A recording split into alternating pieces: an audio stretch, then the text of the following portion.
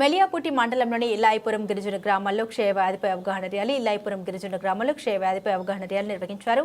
గ్రామంలోకి వెళ్లి శాంపిల్ సేకరించారు. క్షయ రోగుల ఇళ్లను సందర్శించి వైద్య సేవలు అందించారు. ఆరోగ్య సూత్రాలపై అవగాహన కల్పించారు. 2025 నాటికి క్షయరహిత సమాజ లక్ష్యమని క్షయ సూపర్వైజర్ పి చిరంజీవి తెలిపారు. CHMO Santosh Kumar, health supervisor Nagabhushanam, ANM Neelaveni, health assistant Sampath, ASHA కార్యకర్తలు, సిహెచ్డబ్ల్యూఎస్ తదితరులు పాల్గొన్నారు. కరోనా బారిన పడి చనిపోవడం కూడా జరిగింది. దాన్ని మన పేపర్లో, టీవీలో, వీడియోలు అవన్నీ చూసాం. ఇప్పుడు అలాగే కరోనాకు సంబంధించిన సిమ్టమ్స్ కూడాను మన టీవీకి ఉన్నాయి.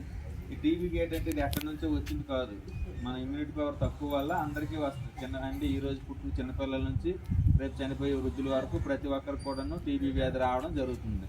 దీన్ని తెలుసుకునే వాళ్ళు జాగ్రత్తగా మందులు వాడుతున్నారు. మనలో కొంతమంది ఉన్నారు పేషెంట్లు, వాళ్ళు జాగ్రత్తగా మందులు వాడడం వల్ల తగ్గింది. కొందరు మందులు సరిగా ఎవరైతే వాడలేదో వాళ్ళందరూ రిపీటెడ్గా మళ్ళీ టీబీ రావడం కూడా జరిగింది. అర్థమైందా?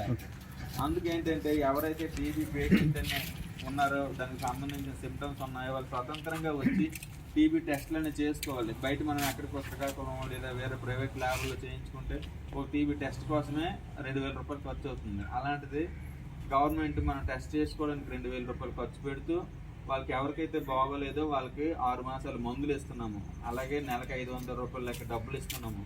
అలాగే గవర్నమెంట్ కానీ ఎవరైనా ప్రైవేట్ డోనర్స్ ఎవరైనా ఫుడ్ ఏవైనా ఇస్తే అది కూడాను మా ఆశా వర్కర్ ద్వారా, ఏఎన్ఎం ద్వారా